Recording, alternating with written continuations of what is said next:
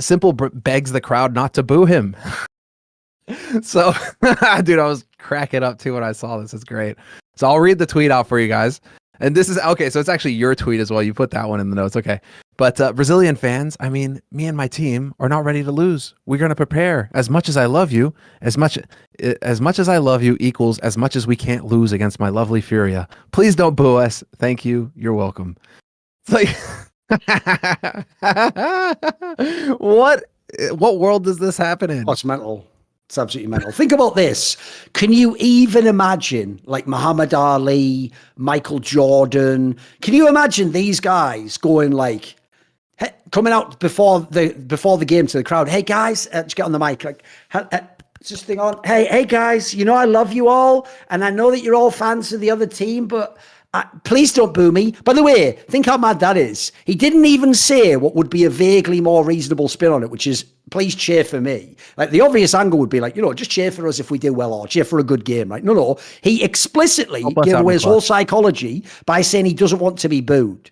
By the way, he doesn't want to be, but think about how entitled and narcissistic s1mple is. Not only does he imagine he can use Twitter to request not to be booed, but also on top of that, he can ask a Brazilian fan base to not boo him when he plays against the only Brazilian team left. Like, have you just lost the plot completely? Also, what the fuck angle is he on? It reminds me, there was like a bit on Seinfeld once where Kramer has to convince, like, here's the basic premise. Kramer's like sleeping with some guy's wife, right? Who's like some classic, he looks like almost Armenian or something, like, they're like a little gremlin looking fucking guy.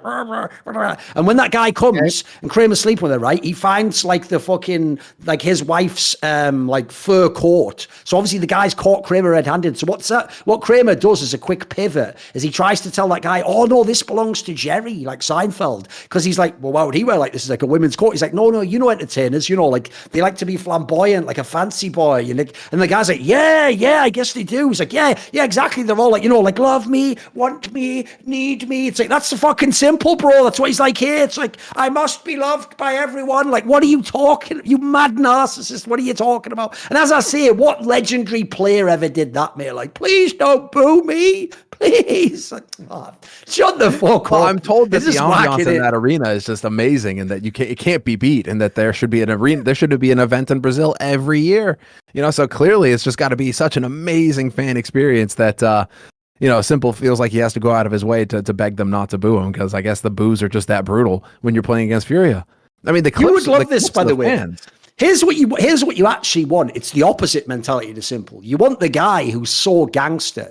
Kobe Bryant used to say this, Semmler. There's a commercial I'll show you later. It's mega. They did a commercial right at the end of his career where the whole premise was, like, obviously, aside from the home crowd, all the crowds in the NBA used to cheer against Kobe because he was like the best player, and they like hated him because he was going to beat their team, wasn't he? So famously, they used to even chant like, Kobe sucks. So they did a commercial like that, Semmler, where it's like all the crowd shouting that, and then it's him as always like the conductor, just like, because his whole shit, if you don't know, was when you were on the road, to him, it's like the most fun feeling is to make the crowd, it's like the Fallen thing, make the crowd like a library, make them just silent. They have nothing to cheer for. They're just depressed because you're beating their ass. That's what you want to hear from like someone who's, remember as well, they're the odds on to win the whole major, Semmler. And you're worrying about shit like this. Like, get your head in the game, you arsehole. What a fucking idiot this guy is. It's mad, isn't it? It had me worried, though, for a second there, because I'm just like, oh, shit, I just spent all morning predicting these guys to just win hands down, and that they're the only ones who are not going. I mean, there's a legitimate argument to say that this is actually the worst draw possible for Furia. To get Na'Vi first round in the quarterfinals, pretty much the only team, I think, out of all of the other teams that should not get flustered by the fact that your fans are going to be cheering against them. Like, those guys Semmler. They know they can win. You remember what all the dumb fans say when you point out flaws with the BO1s and the seeding and the Swiss system? Here's what they always say, Semmler. Because they're only looking at it from the side of the good team, like FaZe, who gets eliminated. They go, well, if you were good enough, you'd win. Are you ready, Semmler? I'm going to show you how that makes no sense at all. Because Furia 3-0'd Semmler. So by 3-0ing, here's their reward in the quarterfinals. Far and away the best team available. Now, logically, if you're Furia and you lose, you should have just oh shit, you can't 4-0 us to a system. Yeah, there was nothing you could do. It's almost like the system fucking blows. And by the way, when the major winner does end up being this team that went 3-2, it'll just show what I meant by that. Like, it's just absolute garbage, isn't it? So to me, it's actually so sad for Fury. I agree with you, by the way. I actually look at the rest of that draw and I'm like, mate, give me anyone else here. Anyone. Like, give me heroic, fuck it.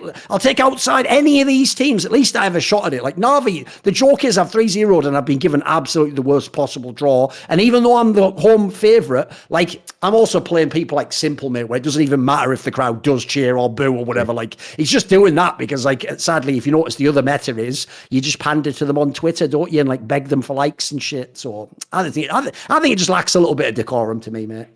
It does. It is just funny, right? It's just like, okay, I get it. You're playing both sides of the coin, but still, man, come on, like. You don't need to go there. You should be the one who doesn't care. Like, boo me harder. I don't care. I'm still going to just wreck your entire team. I'm going to backpack my team. Even if those guys are the ones, who are floundering under the pressure, doesn't matter. I'm s1mple. I'm going to do like in my last match against Big, where I just decided to drop 27 on Mirage and then take it easy for the rest of the match. Mate, here's what I would do. It's all good. Are you ready? Here's what I would do, Semmler. I would just walk out in a fucking Messi Argentina jersey. Okay. And be like, the GOAT's here, motherfucker. What up? Hey. You don't think that whole crowd just start booing, throwing shit? I'll be loving it. I'll be loving that shit. Okay. Why not? Just fuck with them. Get into the football pants, dude. Yeah, nobody's going to touch s1mple either. That would be so fucking funny. All right. See more cool, funny, interesting clips based on topics from my content? Well, subscribe to this channel then, or, be a pleb and don't.